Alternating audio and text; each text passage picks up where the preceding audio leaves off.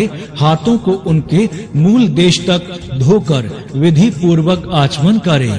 तदंतर स्वस्थ और शांत चित्त से आसन पर बैठकर अपने इष्ट देवों का चिंतन करे और इस प्रकार कहे, प्राण रूप पवन से प्रज्वलित हुए जठार अग्नि आकाश के द्वारा अवकाश युक्त अन्न का परिपाक करे और फिर अन्न रस से मेरे शरीर के पार्थिव धातुओं को पुष्ट करे, जिससे मुझे सुख प्राप्त हो। यह अन्न मेरे शरीरस्थ पृथ्वी, जल, अग्नि और वायु का बल बढ़ाने वाला हो और इन चारों तत्वों के रूप में परिणत हुआ यह अन्न ही मुझे निरंतर सुख देने वाला हो।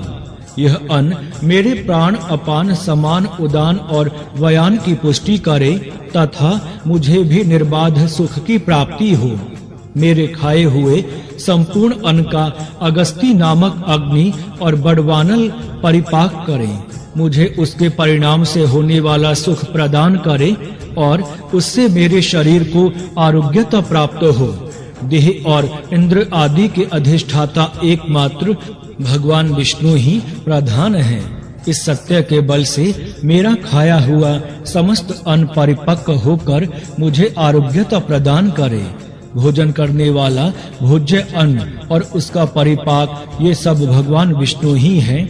इस सत्य भावना के बल से मेरा खाया हुआ यह अन्न पच जाए, ऐसा कहकर अपने उदर पर हाथ फेरें और सावधान होकर अधिक श्रम उत्पन्न न करने वाले कार्यों में लग जाएं।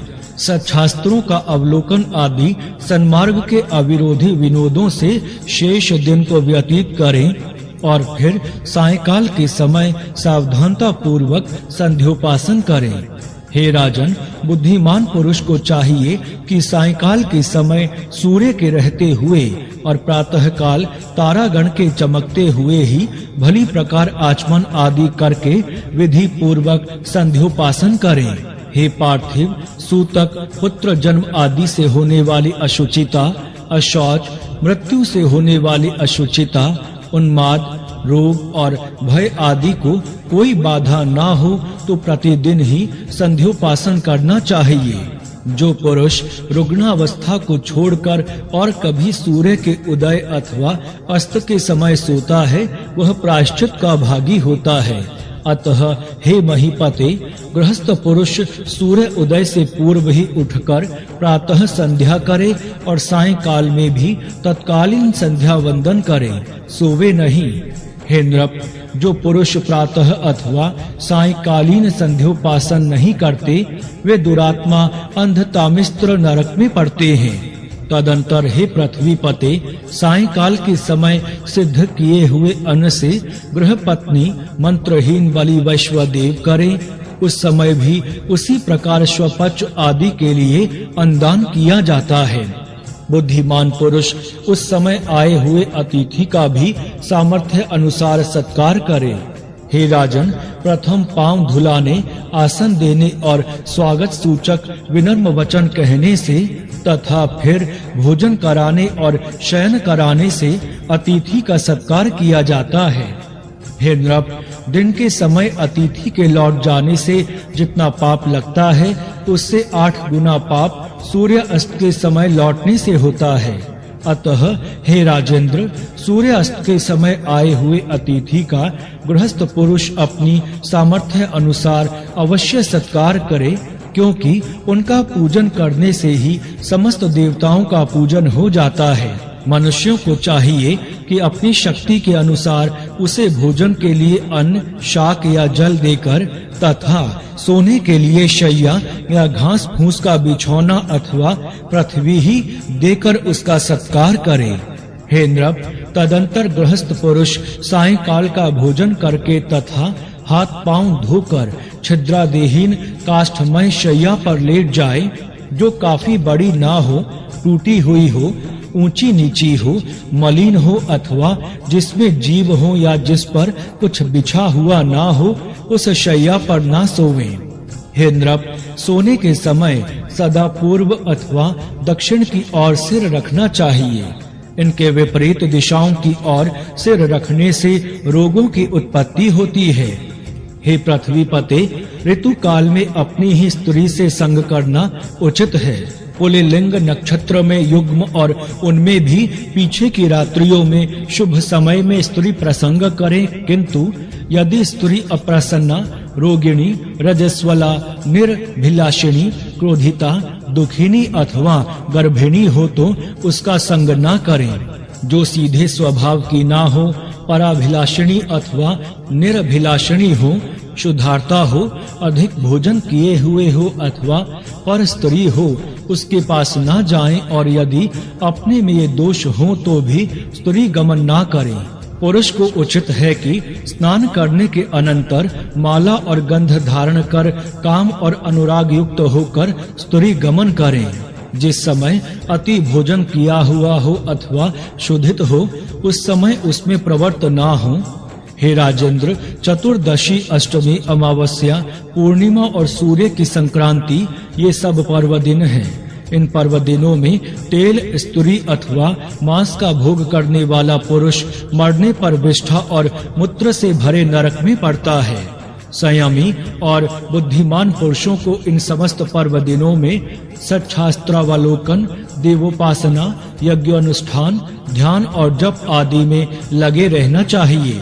गौ, छाग आदि अन्य योनियों में अयोनियों से औषध प्रयोग से अथवा ब्राह्मण, देवता और गुरु के आश्रमों में कभी मैथुन ना करें।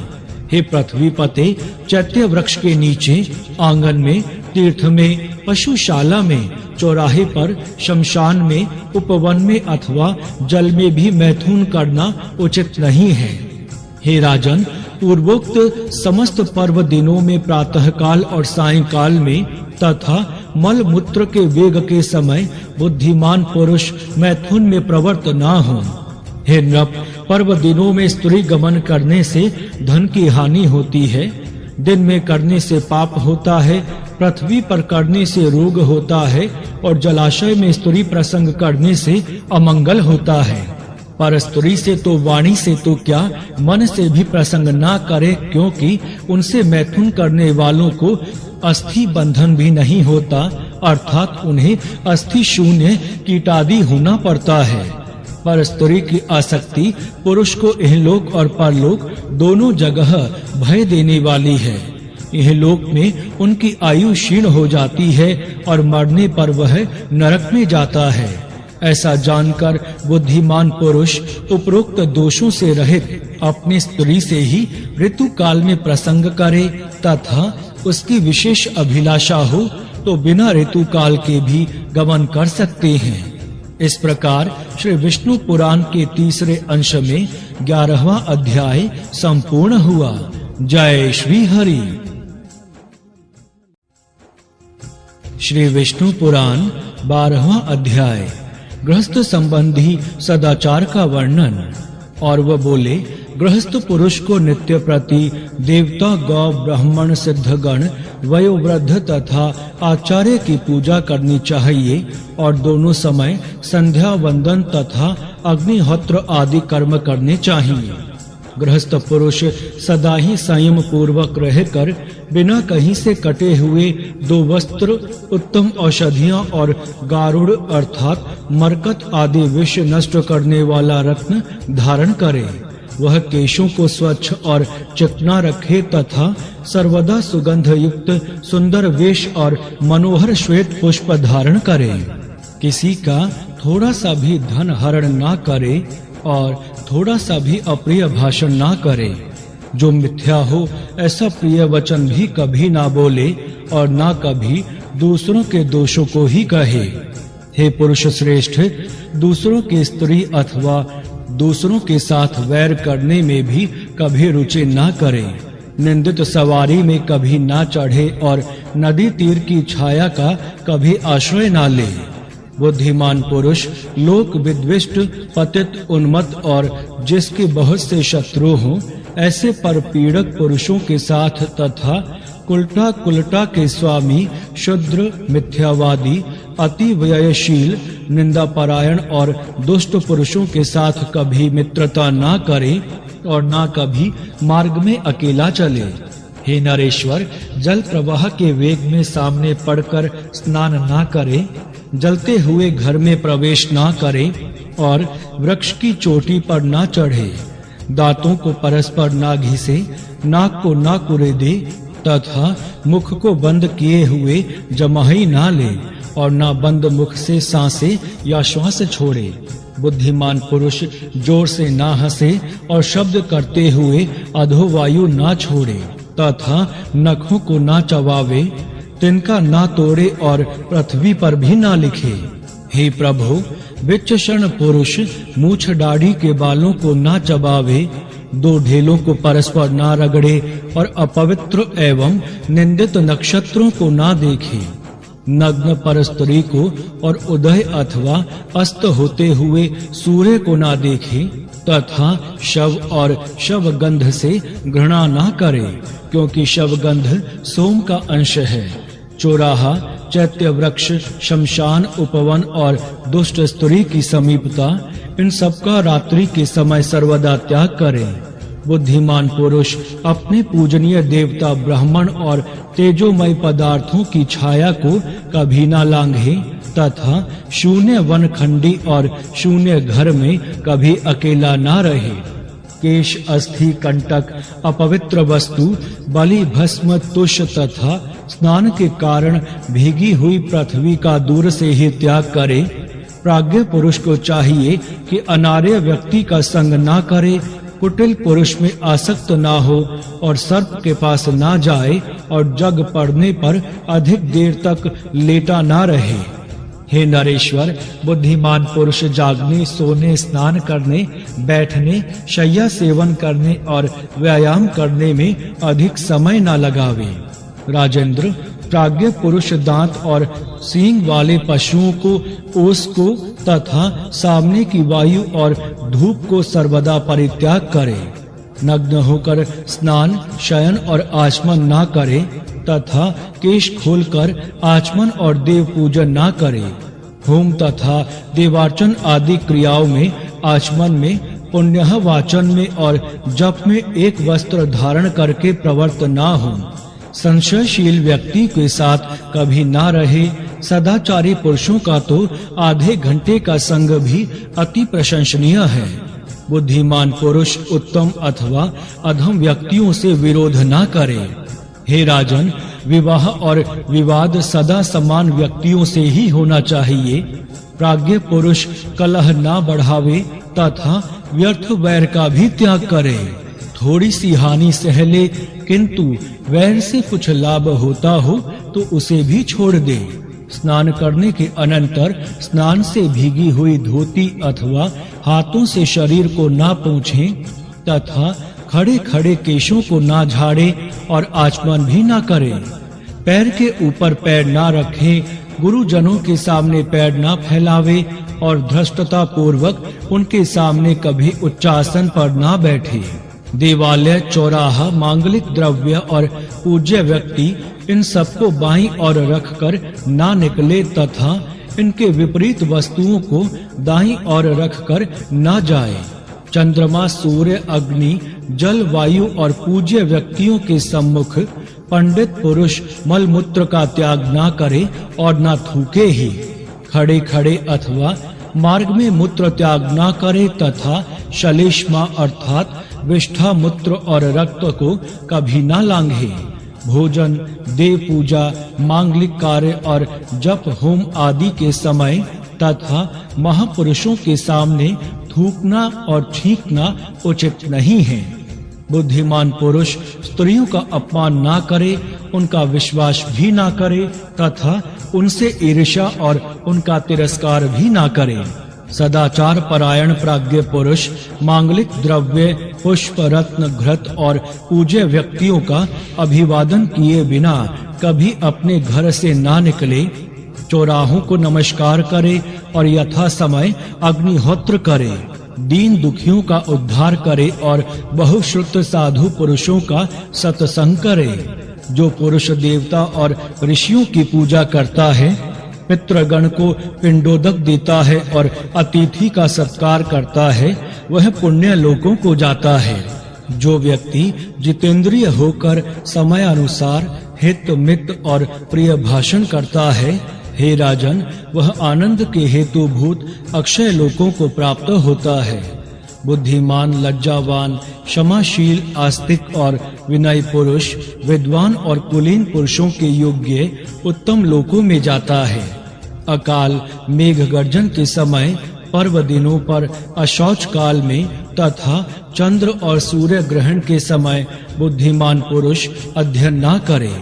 जो व्यक्ति क्रोधित को शांत करता है, सबका बंधु है, मत्सर शून्य है, भयभीत को सांत्वना देने वाला है और साधु स्वभाव है, उसके लिए स्वर्ग तो बहुत थोड़ा फल है। जिसे शरीर रक्षा की इच्छा हो, वह पुरुष वर्षा और धूप में छाता लेकर निकले, रात्रि के समय और वन में दंड लेकर जाए तथा जहाँ कहीं जाना हो सर्वदा जूते पहनकर जाए। बुद्धिमान पुरुष को ऊपर की ओर, इधर-उधर अथवा दूर के पदार्थों को देखते हुए नहीं चलना चाहिए। केवल युगमात्र अर्थात 4 हाथ पृथ्वी को देखता हुआ चले। जो जितेंद्रिय दोष के समस्त हेतुओं को त्याग देता है, उसके धर्म, अर्थ और काम की थोड़ी सी भी हानि नहीं होती।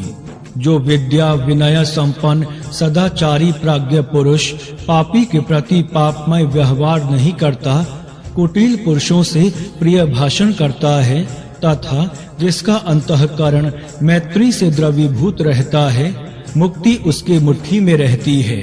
जो वीतराग महापुरुष कभी काम, क्रोध और लोभ आदि के वशीभूत नहीं होते तथा सर्वदा सदाचार में स्थित रहते हैं, उनके प्रभाव से ही पृथ्वी टिकी हुई है। अतः प्राज्ञ पुरुष को वही सत्य कहना चाहिए जो दूसरों की प्रसन्नता का कारण हो। यदि किसी सत्य वाक्य के कहने से दूसरों को दुख होता है तो मौन रहे। यदि प्रिय वाक्य को भी अहितकर समझें तो उसे ना कहें। उस अवस्था में तो हितकर वाक्य ही कहना अच्छा है, भले ही वह कड़वा ही क्यों ना हो, अर्थात चाहे अत्यंत अप्रिय क्यों ना हो। जो कार्य इहलोक और परलोक में प्राणियों के हित का साधक हो, मतिमान पुरुष मन, वचन और कर्म से उसी का आचरण करें। इस प्रकार श्री विष्णु पुराण के तीसरे अंश में 12वां अध्याय संपूर्ण हुआ। जय श्री हरि। श्री विष्णु पुराण 13वां अध्याय अभ्युदय श्राद्ध, प्रेत कर्म तथा श्राद्ध आदि का विचार। और वह बोले, पुत्र के उत्पन्न होने पर पिता को सचैल अर्थात वस्त्रों सहित स्नान करना चाहिए। उसके पश्चात जात कर्म संस्कार और अभ्युदय श्राद्ध करने चाहिए।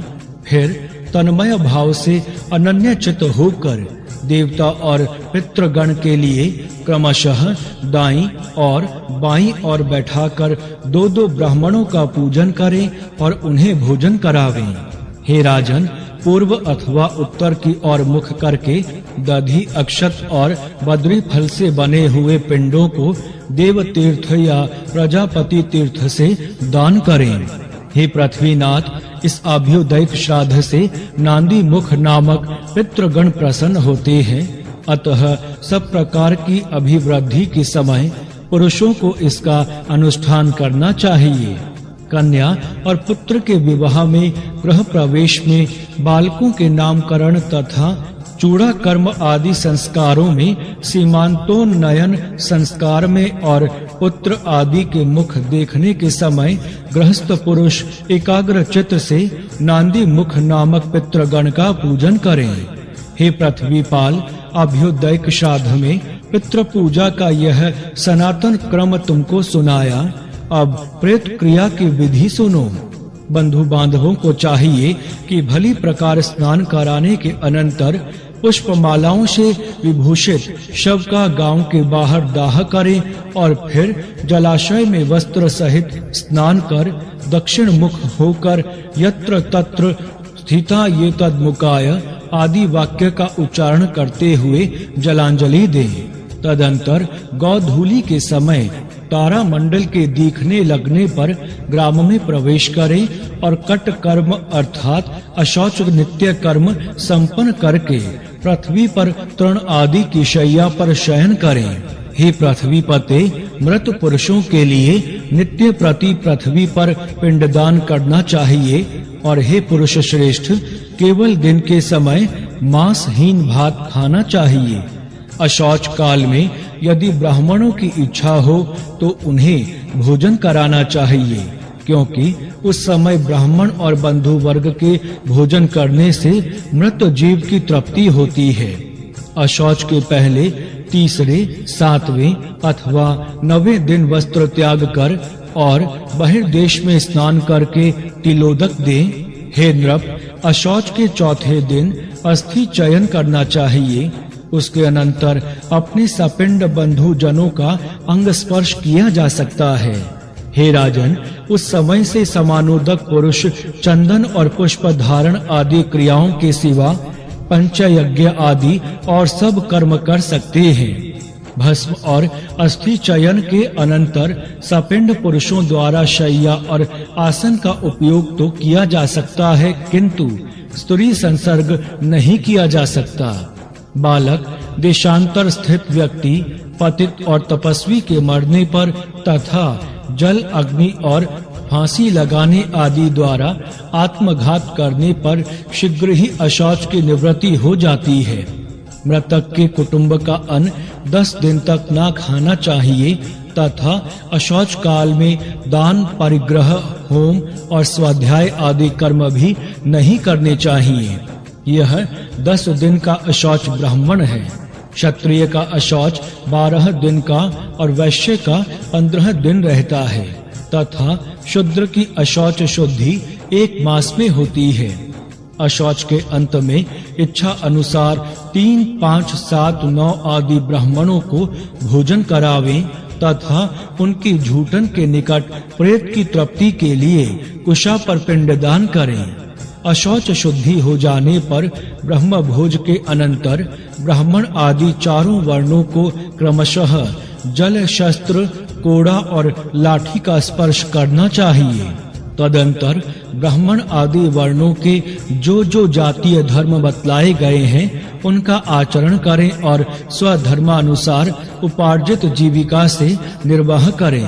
फिर प्रति मास मृत्यु तिथि पर एकोद्दिष्ट श्राद्ध करें, जो आवाहन आदि क्रिया और विश्व देव संबंधी ब्राह्मण के आमंत्रण आदि से रहित होने चाहिए। उस समय 1 अर्घ्य और 1 पवित्रक देना चाहिए तथा बहुत से ब्राह्मणों के भोजन करने पर भी मृतक के लिए 1 ही पिंड दान करना चाहिए। तदंतर यजमान के अभिर्मयताम ऐसा कहने पर ब्राह्मण गण अभिरताः समः ऐसा कहें और फिर पिंडदान समाप्त होने पर अमुकस्य अक्षयमिदमुः प्रतिष्ठाम इस वाक्य का उच्चारण करें। इस प्रकार 1 वर्ष तक प्रति मास एकोद्दिष्ट कर्म करने का विधान है।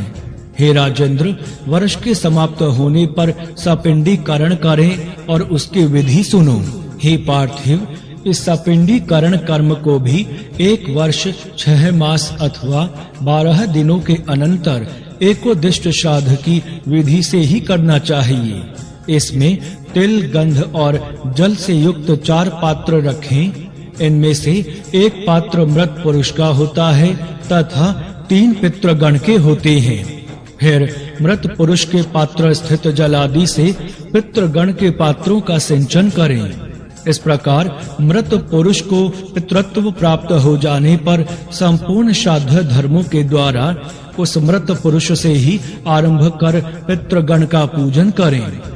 हे राजन, पुत्र, पौत्र, प्रपौत्र, भाई, भतीजा अथवा अपनी सपिंड संतति में उत्पन्न हुआ पुरुष ही श्राद्ध आदि क्रिया करने का अधिकारी होता है। यदि इन सब का अभाव हो तो समानोदक की संतति अथवा मातृ पक्ष के सपिंड अथवा समानोदक को इसका अधिकार है। हे राजन, मातृकुल और पितृकुल दोनों के नष्ट हो जाने पर स्त्री ही इस क्रिया को करे अथवा यदि स्त्री भी ना हो तो साथियों में से ही कोई करे, या बांधवहीन मृतक के धन से राजा ही उसके संपूर्ण प्रेत कर्म करे। संपूर्ण प्रेत कर्म 3 प्रकार के हैं। पूर्व कर्म, मध्यम कर्म तथा उत्तर कर्म, इनके पृथक पृथक लक्षण सुनो।